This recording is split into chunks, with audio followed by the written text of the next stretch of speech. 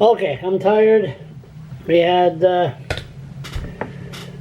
covered that protest today, and I'm on my second beer. So I'm gonna call Mike Holland.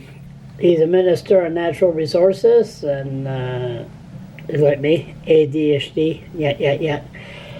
But I'm tired, so this won't take long. I want an update on the fire in Blackville. I got lots of questions, and let's see if he's in shape to talk. He had a couple of deaths in his family there, and it's sad time for him. But we'll see.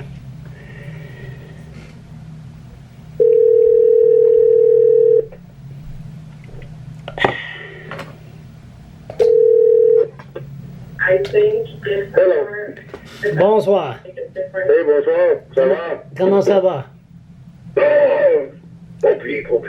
Oh, pas pire. That's all you can say, pas pire. Pas pire. It's been a long day, man. Oh, man, tell me about it. I'm having my second beer here. I don't even dare have the first. No. By the way, my sympathy for what two deaths in your family. Feeling better? Thanks, man. I appreciate it.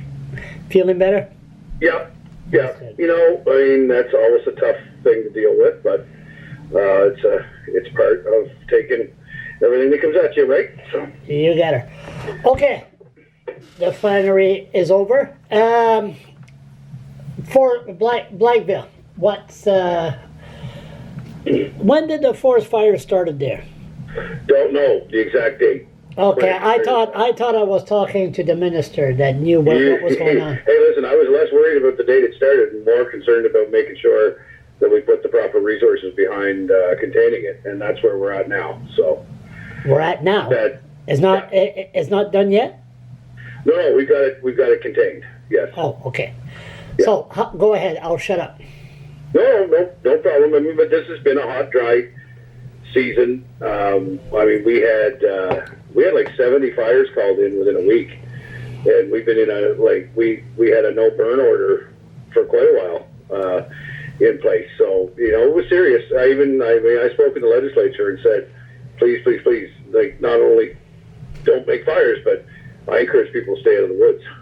So now we've had some rain and we've had some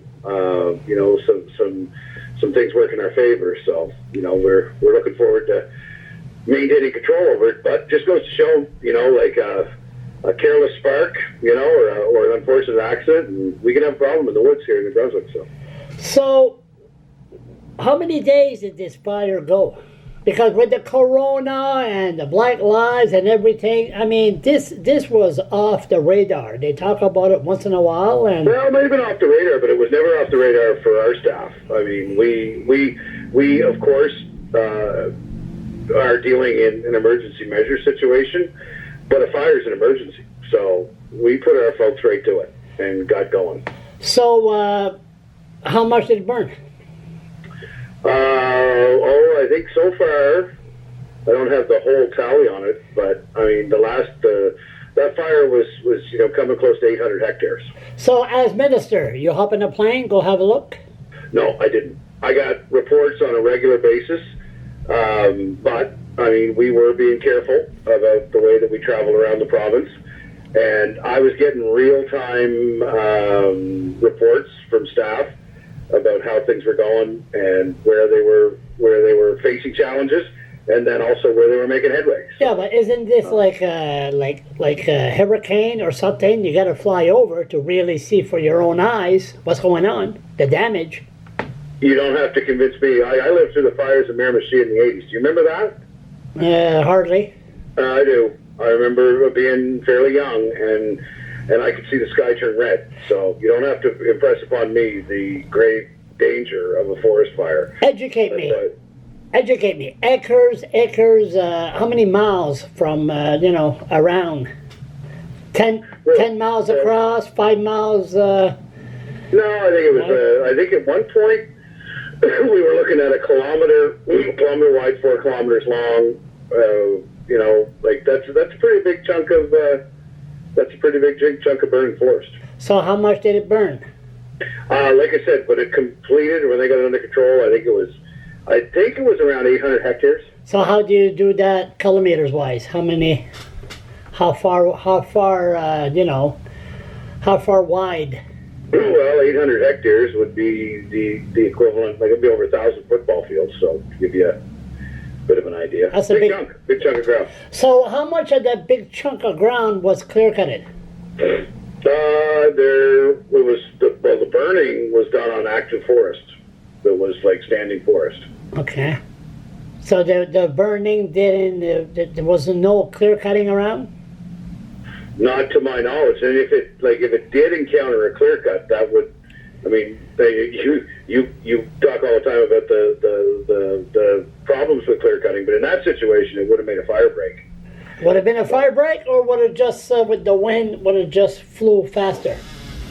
No, it would have created a fire break because it's like the old matchsticks all in the lineup, burning. That one head lights another head until you pull one of the heads out, and then it stops the chain of fire. And it's similar. Like they do that.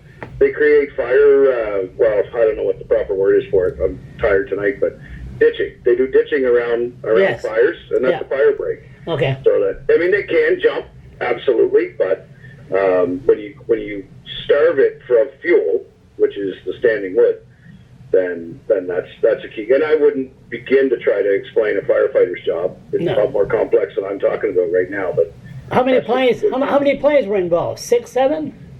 Two from Quebec. half a dozen planes. Yeah. Yeah. Did you see the videos of them scooping water up along the Miramichi River? That was fascinating to see that machinery work like it does. Are you in contact with the citizens in Blackville, close to the fire? Nope, I'm not. I'm in communication with the local MLA and making sure that he's getting all the feedback that he needs. That's Jake Stewart. Yep, Jake. Did Jake told you there was some hippos, elephant, gorillas escaping the fire? No, I didn't get a briefing of that nature at all, Charles. No. Okay. Now I wonder how much animal lost their lives in that. The birds. Animals are pretty resilient critters, and it's amazing how they can even sense danger before it's upon them.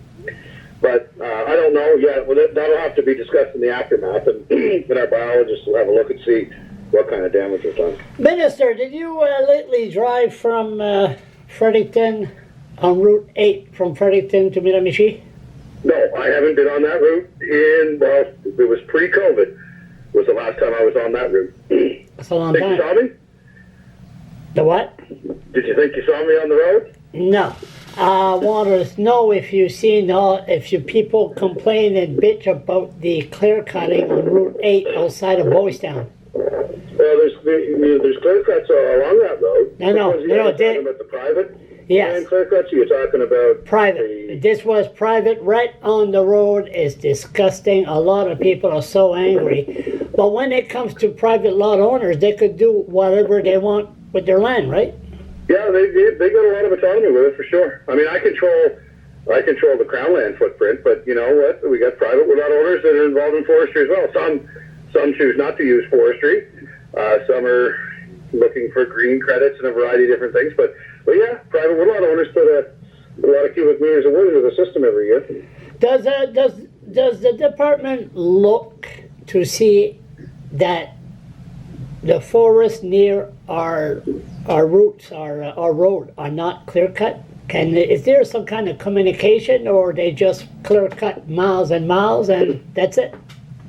Well, there's parameters that are put on them, and no, we don't. I mean, we don't manage for view ways. They manage for forestry plots and stuff like that. So you will see sometimes them along the roads and whatnot. I've also heard people complain and say, you know what, you leave a few trees along the road and then clear cut behind it. That's also easy to see through as well. So, yeah, but this it depends on the land boundaries, right? Yeah, but this thing here wasn't done properly at all. It was just like being selfish, I never seen it. Maybe one of these days, me and you will take a ride and do You know what? I'd do that. We should go to Miramichi sometime. We should. Like, we leave Fredericton and take a run up. Let's do that. Yeah, no problem. I know one thing, you're a man of your word, and plus, well, how long it takes to go to Miramichi? What's it take? It takes a better part of 2 hours. 2 hours. I mean, it depends on where you want to go. Yeah, 2 hours from here to Miramichi. Me and you, it will take us about 20 minutes. Or it could take us 2 days. No, it would take... Stop along the way, we can stop it all the time. Yeah, that too. And it would take 20 minutes if we don't stop because we're both yakking and nobody's paying attention to what the other person is saying. Maybe we'll throw the fishing rods in and do some fishing when we're up. Our ADHD focus on fishing with the mosquitoes. And then maybe we'll stop at, what's it called again? I'm tired. What is it? Come on, help me. Where? Come on, the government place. The government place. The camp. Government place? The camp. Larry's Gulch? Yes. Well, you better take a geography lesson because that's going to take us another 2 hours north. I've never been there. Okay, did I forget anything?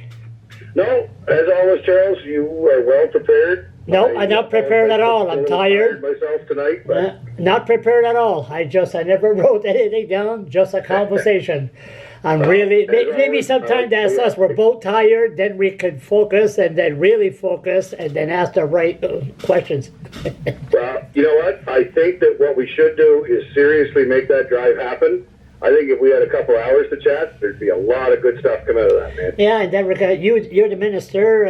We'll come back on a plane, fly over. I mentioned that plane a lot lately. I better watch what I say. I better watch what I say. It'll be a remake of the movie Scarface. You know what? We got rid of that plane a few years ago.